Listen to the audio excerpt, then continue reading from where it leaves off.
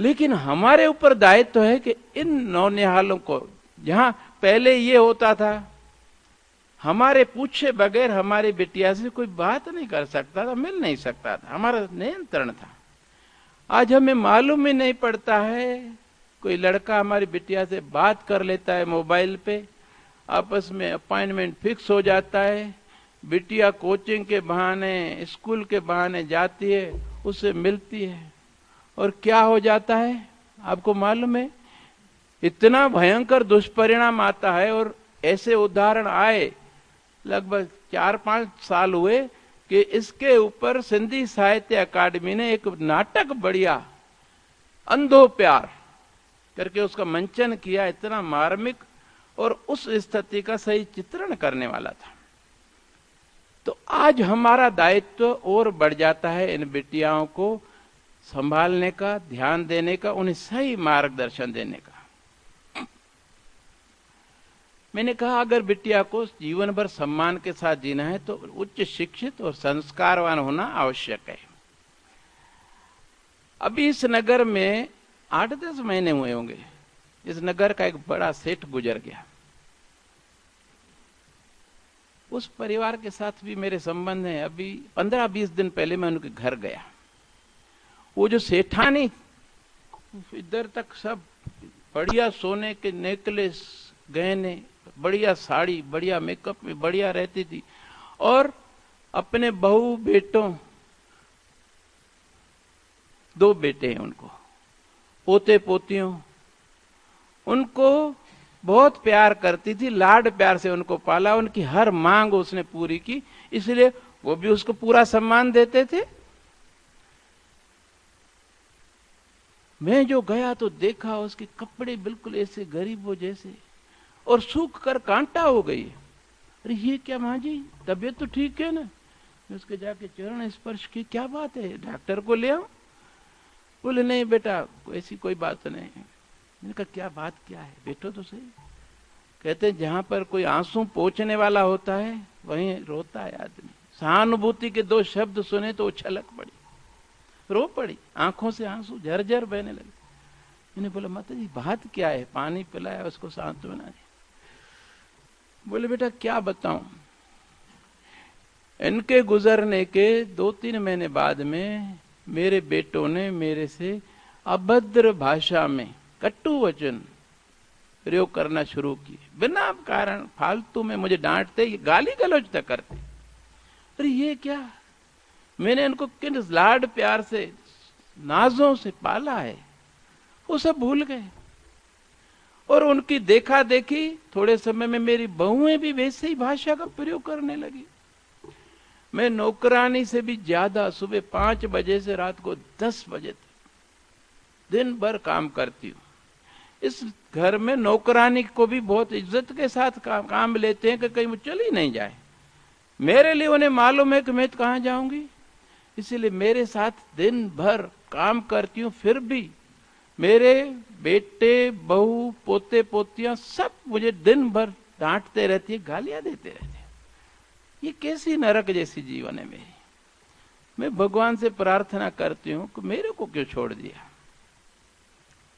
और व्यवहारिक रूप से मैंने देखा समाज में, अगर पत्नी पहले चली गई तो वो जो विधुर रहता है वो बाहर निकलता है और अपने जैसे कुछ मित्रों से साथ मिलकर के एक मंडली बना लेता है, अपना समय जैसे तैसे गुजार लेता है। लेकिन अगर पति पहले चला गया तो उस स्त्री की अवस्था ऐसी होती है। मैं उसको ढाढ़स बंधाया, मैंने कहा देखिए ये कर्मों का फल है, हंस के भी हमें भोगना है, रो के भी भोगना है। उस भगवान से प्रार्थना करें, और प्रार्थना हमारी तब सुनी जाती है जब हम उसके साथ एक घनिष्ठ संबंध अपने युवा अवस्था में, बाल्य अवस्था में जोड़ते हैं। इन बच्चों को जो ये हमने आरती सिखाई है, इसके पीछे यही है कि ये उस परम सत्ता को जिस भी रूप में मानते हो उनके साथ इनका एक घनिष्ठ संबंध जुड़ जाए। जब माता पिता भाई बहन कोई नहीं होगा, संसार के सब सहारे टूट जाएंगे, लेकिन वो तो अंतर्यामी है, सर्वव्यापक है, सर्वसमर्थ है और दयालु है। जहां भी जिस समय जब उसको प्रार्थना करेंगी वो आकर उनकी मदद करेगा। द्रौपदी श्री कृष्ण भगवान की अनन्य भक्त थी भाई।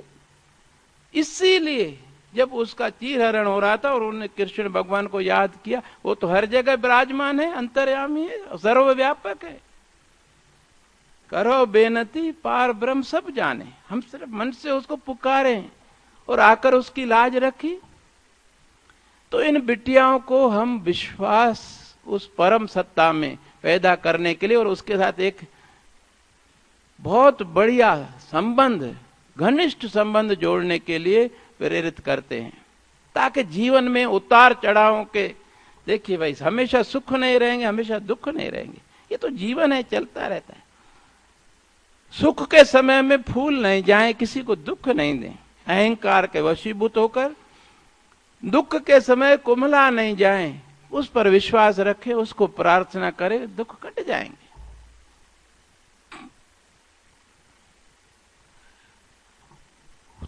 वो जो माँ थी जिसको उसके पोते पोती बहू बेटे सब डांट रहे थे, मैं उसको शांति तो देकर आया, लेकिन मैं घर आकर उसके लिए सोचा कि ऐसा हुआ क्यों। मेरे मन में आया, अगर ये माता जी पढ़ी लिखी होती, अगर नौकरी की होती तो आज उसको पेंशन मिलती होती, तो उसके बहू बेटियों के ऊपर उसे निर्भर नहीं रहना पड़ता, तो उसके बेटे और बहुओं को ये हिम्मत नहीं पड़ती, क्योंकि वो अपने ऊपर स्वावलंबी है, उसको उसके ऊपर निर्भर नहीं है। और मकान भी उसके नाम, मालकिन के नाम होता है, पिता के जाने के बाद उसकी घरवाली के नाम मकान हो जाता है। फिर भी उसको, वो चूंकि पढ़ी लिखी नहीं थी, वो नहीं जानती थी मैं अपने अधिकार कैसे ले सकती हूँ। पढ़ी लिखी बिटिया अपने कर्तव्य और अधिकार दोनों को जानती है, कोई भी नाजायज ढंग से उसे प्रताड़ित नहीं कर सकता। तो उस माँ के लिए मैंने सोचा, यदि नौकरी की होती तो आज ये स्थिति नहीं होती। ठीक है, नौकरी नहीं भी करती, लेकिन उसके बाद एक डिग्री होती बढ़िया, और इस समय वो चाहती तो उस डिग्री के आधार पर उसको नौकरी मिल सकती थी, या अपने उस ज्ञान के आधार पर घर में ही वो कोचिंग कर सकती थी। आज कोचिंग वाले इतना कमा रहे हैं कि कल्पना नहीं कर सकते आप, 2-2 लाख कमा रहे हैं भाई। तो वो माँ जो है अगर पढ़ी लिखी होती तो भी उसकी ऐसी दुर्दशा नहीं होती। उस दिन के बाद मेरे मन में और ज्यादा अपने गुरुदेव की दूरदृष्टि समझ में आ गई और ज्यादा संवेदना पैदा हुई, मुझे इन बिटियाओं को और अच्छा बनाना है। फिर मैंने इनको आकर के इनकी क्लास में जो इनकी बेस्ट फ्रेंड है उनके साथ में जोड़ा, पेयर्स बनाए। अब से आपको आपस में इंग्लिश में ही बात करना है, न हिंदी में न मदर टंग में। स्कूल में कम से कम आप जो है आपस अपनी बेस्ट फ्रेंड के साथ आप बात कर रही हैं, यदि आप गलत बोल रही हैं तो वो आपको करेक्ट करेगी, और वो गलत बोल रही तो आप उसे करेक्ट करोगे। इस तरह से अभी से इनकी इंग्लिश की फ्लुएंसी अच्छी हो जाए, क्योंकि उच्च शिक्षा की सभी किताबें अंग्रेजी में हैं, और अभी भी जो पढ़ रही हैं दूसरे विषय सब इंग्लिश में है। यदि इंग्लिश अच्छी होगी तो दूसरे विषय में भी अच्छा कर पाएगी। अब आपके साथ इंग्लिश में बोलते हैं कि नहीं मुझे नहीं मालूम। Do you talk in English with your grand parents बेटा? करते हैं ना, बड़ी। 1 महीने बाद जो है बरोबर इनकी जो है टेस्ट लेंगी हमारी टीचर्स, और उसमें जो फर्स्ट सेकंड थर्ड पेयर होगा, फर्स्ट सेकंड थर्ड की ट्रॉफी, सर्टिफिकेट और एक प्राइज उसको देंगे। 4th 5th वालों पेयर को भी कंसोलेशन प्राइज देंगे। ये हमने इनको बता रखा है ताकि थोड़ा उत्साह बढ़े। इसके सिवा अभी आपने मूवी देखी शुरुआत में, कन्या भ्रूण हत्या पर। ये समाज में धारणा है कि बेटी हम पर बोझ है, बेटा कमा कर देगा, सेवा करेगा और हमारा वंश चलाएगा। ये तीनों ही धारणाएं पूर्णतः निराधार हैं। मैं आपको बताता हूं किस तरह। यदि आपका विवेक माने तो करिएगा और इस धारणा को खत्म करिए। अगर बेटी पढ़ लिख कर अच्छे पद पर पहुंच जाती है, उसका अच्छा पैकेज है, तो लड़के वालों की हिम्मत पड़ेगी दहेज मांगने की? सवाल ही नहीं उठता। अरे जिसका इतना अच्छा पैकेज है, इतना कमा रही है, वो आएगी तो वो इनकम तो हमारे घर में आएगी। दहेज मांगने की हिम्मत नहीं पड़ती लड़की वालों की। और वो भी तब जब लड़की संस्कारवान है, उच्च शिक्षित है, अच्छी पोस्ट पे है, वो तो अपनी जगह पे, लेकिन उसकी संस्कार भी अच्छे हैं। तो ऐसी बहू तो हर कोई व्यक्ति चाहता है। ऐसी बहू कोई नहीं चाहता है जो आकर मेरे बेटे को भी उड़ा ले जाए। ऐसी बहू आए जो घर में आकर के आनंद बनाए, सबको सुखी रखे, खुद भी सुखी रहे, सबको जोड़े। वो संस्कार हमारी बेटियों के अंदर हमने भरे हैं। तो इस तरह ये बिटिया हम पर बोझ नहीं है, दहेज का हमारे ऊपर कोई बोझ नहीं है। जो उसका हिस्से का भाग्य का है वो आप उसको दे दो बस। दूसरी तरफ बेटों को देखता हूं कि जीवन के अंतिम पड़ाव तक मूंग दलते रहते हमारे छाती पर। आधा मकान में से भी दो, आधा प्रॉपर्टी में से भी दो, और जब बीमार पड़े तो सेवा करने नहीं आते। वो घरवाली से डरते हैं बाबा। जब कि मैंने देखा बिटिया शादी करने के बाद देश में विदेश में कहीं पर भी है, जब सुनती है मेरे माँ बाप कष्ट में, दौड़ी चली आती है। आप भी जरा आंख उठाकर देखिए, आपको खुद अनुभूति होगी। क्यों ऐसा हुआ? क्योंकि वो बिटिया जब मां बनती है उसके बाद उसे अनुभव होता है कि मेरी मां ने मेरे लिए कितने कष्ट किए हैं। फिर उसके अंदर वो संवेदनशीलता जगती है, मां के कष्टों को, कुर्बानियों को वो अच्छी तरह समझती है कि कितना मेरी मां ने मेरे लिए किया और मैं क्या कर रही हूं। मेरा दायित्व है आज उन्होंने जहां पर मैं हूं उनकी उन कुर्बानियों की वजह से तो मैं जाकर के अब समय पर उनकी सेवा करूं। जिस संवेदनशीलता के साथ मां ने हमें पाला, बोल भी नहीं सकते थे, सिर्फ रोते थे। मां अपने वात्सल्य भाव, अपनी संवेदनशीलता के कारण समझ जाती थी हमें भूख है, प्यास है, कान में दर्द है, पेट में दर्द है, और उसका उपाय करती थी। हम खुश हो जाते थे, हमें खुश देखकर वो अपना दुख भूल जाती थी। इस तरह जब वो बिटिया मां बनती है और अपने छोटे छोटे प्रसव वेदना सहन करना, बच्चे को 9 महीने गर्भ में किस तरह संभालना है, उसके लिए कितना संयम रखना पड़ता है, फिर उस बच्चे की पालना किस तरह करनी पड़ती, फिर उसको अपनी मां की हुई उन कुर्बानियों की याद आती है। इसलिए बच्चियों में संवेदनशीलता ज्यादा है। बच्चियां आपकी सेवा करती हैं, लड़का नहीं करता है। ज्यादा से ज्यादा 10% ऐसे लड़के होंगे जो माँ बाप की सेवा करते हैं। 90% घर वालियों के कहने में आ जाते हैं या उनसे डरते हैं।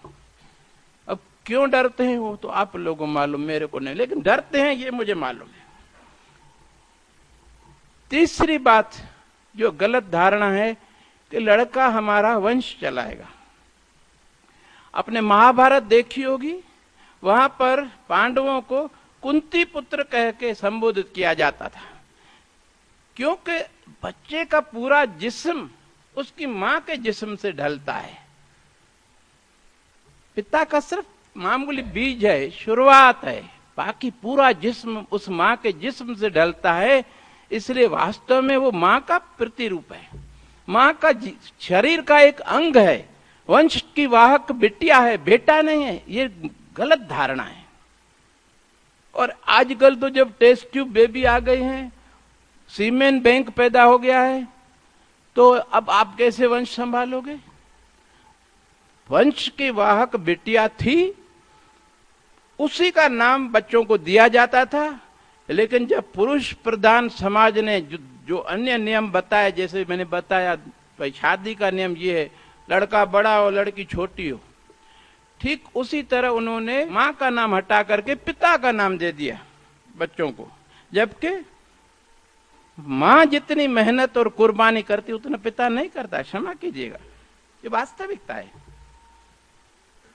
लेकिन अब जो भी है, हम उस समाज के बनाए हुए नियमों को न तोड़ेंगे, न उनके विरुद्ध कुछ बोलेंगे। लेकिन ये हृदय में महसूस जरूर कीजिए कि ये बिटिया ही हमारी वंश की वाहक है। इसलिए बिटिया यदि पैदा हो तो आप बिल्कुल जरा सा भी उसमें घबराइए न। बिटिया वरदान है। लड़के का मैंने बताया आपको, आजकल तो लड़के क्या बताऊं, हुक्का लांज में हम लड़के मिलेंगे, लड़कियां नहीं मिलेंगी। इधर भी बैरागढ़ में सुना है खुल गया है बाबा। शनिवार को मैं सुनता हूं इधर सीहोर नाके से लेकर सीहोर तक सब होटल ढाबे हमारे यहाँ के धनाढ़ लोगों के लड़कों से भरे रहते हैं, जो शराब और शबाब और क्या क्या वहां ऐश करते हैं।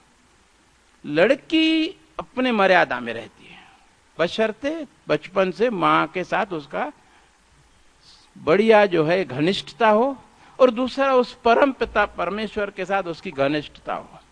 फिर वो लड़की इधर उधर नहीं जाती। क्यों? उसकी एक इमेज बन जाती है। जब आरती करती है शाम को तो उसके भाई बहन उसकी मां भी आकर के खड़े हो जाते हैं। उसे अच्छा लगता है कि मेरी भी कोई अलग पहचान है इस परिवार के अंदर, मेरा भी कुछ सम्मान है। कुछ बिटियाओं ने तो मुझे बताया कि उनके पूरे मोहल्ले के लोग शाम को आरती में आ जाते हैं और घंटा भर खूब भजन कीर्तन होता है। उससे उस पूरे मोहल्ले में उस बिटिया की एक अच्छी छवि बन जाती है, स्वाभिमान जाग उठता है। वो गलत बच्चों की संगति नहीं करती, कोई भी ऐसा नहीं काम करती कि उसके छवि पर, उसके रेपुटेशन पर कोई दाग लगे। हर किसी को स्वाभिमान, अपना सेल्फ रेस्पेक्ट प्यारी है भाई। इस तरह से हमारी बिटियाएं धीरे धीरे बनती जाती हैं। उनके विचार अच्छे, जैसे विचार होंगे वैसे ही कर्म होंगे, और जैसे कर्म होंगे वैसा ही फल। मैं दो बातें आपको समझाई।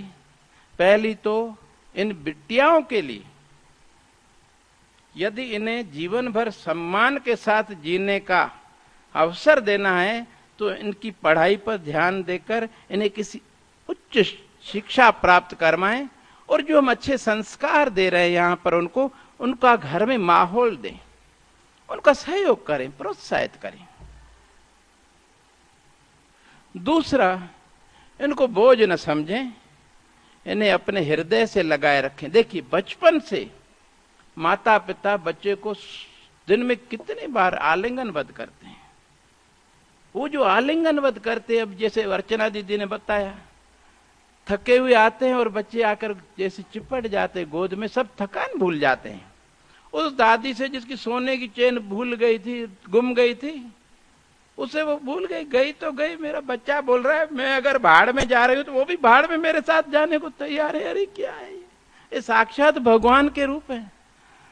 हम इनको सुबेरे शाम दोनों टाइम बचपन से आलिंगनबद्ध करते हैं। जैसे जैसे बच्चा बड़ा होता जाता है, हमारी उनके साथ वो अंतरंगता, आत्मीयता कम होती जाती है। परिणाम ये होता है, वो इंतजार करते हैं कि मेरे माता मेरे पिता मेरे को पहले कितना आलिंगनबद्ध करके प्यार करते थे, आजकल पूछते नहीं बाबा क्या मेरे से गलती हो गई। वो तरसता रहता है, इंतजार करता रहता है, बिटिया हो या बेटा हो। और यही कारण है जब वो 10वीं 11वीं में पहुंचते हैं और हम उनको बड़ा समझकर और फिर उनको प्यार देना बंद कर देते हैं, परिणाम ये होता है कि उनको जो प्यार से आलिंगनबद्ध करता है उसका हो जाता है, लड़का हो या लड़की हो। तो ऐसा न करें। अरे बच्चा तो माँ बाप के सामने हमेशा बच्चा ही रहेगा, कितना भी बड़ा हो जाए। इसलिए आप हमेशा उसको वही आत्मीयता, वही प्यार की अनुभूति कराएं, इतने दृढ़ संबंध हो। यदि पढ़ने के लिए बच्चा बाहर गया है, हॉस्टल में है, कहीं पर है, तो भी उसके साथ 2-4 रोज में बात करते रहें, उसे महसूस कराएं कि हम उसको कितना मिस कर रहे हैं, हम उसे कितना प्यार करते हैं। अगर वो दूर है लेकिन हमें 24 घंटे वो याद है, ऐसा लगता है हमारे आंखों के सामने है।